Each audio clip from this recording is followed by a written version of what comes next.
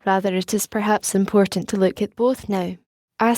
Danny Cohen and Alan Katz of the University of Southern California Information Sciences Institute began circulating as an Internet RFC 1314, about a month ago, a standard for a TIFF interchange format for Internet distribution of monochrome bitmapped images, which Lynch said he believed would be used as a de facto standard. Fleischhauer's impression from hearing these reports and thinking about DAM's experience was that there is considerable flux concerning available hardware and software solutions. Houghton agreed and commented at the same time on ZR's statement that the equipment employed affects the results produced.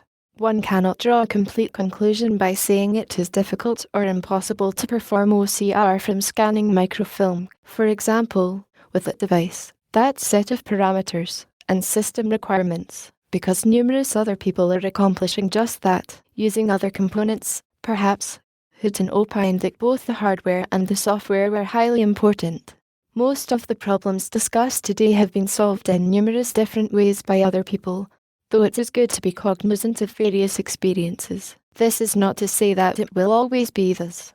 At NAL, the throughput rate of the scanning process for paper, page by page, performing OCR, ranges from 300 to 600 pages per day. Not performing OCR is considerably faster, although how much faster is not known. This is for scanning from bound books, which is much slower. Waters commented on window management questions. DEC proposed a next Windows solution which was problematical for two reasons. One was POP's requirement to be able to manipulate images on the workstation and bring them down to the workstation itself, and the other was network usage.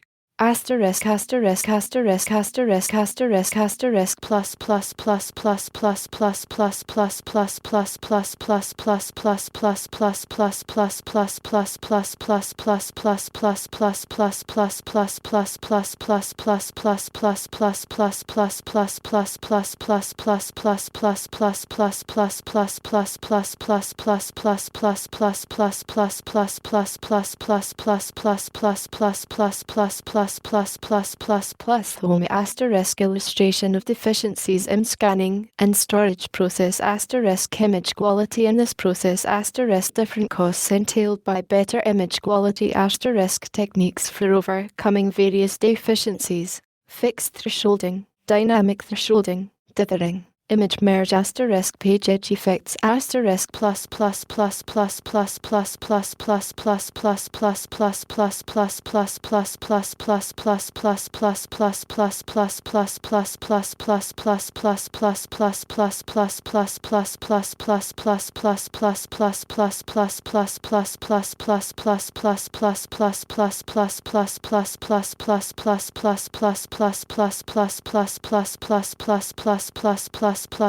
George Thoma, Chief Communications Engineering Branch, National Library of Medicine, NLM, illustrated several of the deficiencies discussed by the previous speakers. He introduced the topic of special problems by noting the advantages of electronic imaging. For example, it is regenerable because it is a coded file, and real-time quality control is possible with electronic capture, whereas in photographic capture it is not. One of the difficulties discussed in the scanning and storage process was image quality, which, without belaboring the obvious, means different things for maps, medical x-rays, or broadcast television. In the case of documents, Thoma said, image quality boils down to legibility of the textual parts, and fidelity in the case of grey or colour photoprint type material. Legibility boils down to scan density, the standard in most cases being 300p. Increasing the resolution with scanners that perform 600 or 1200p, however, comes at a cost. Better image quality entails at least 4 different kinds of costs. 1. Equipment costs, because the CCD, i.e., charge-coupled device, with greater number of elements costs more. 2.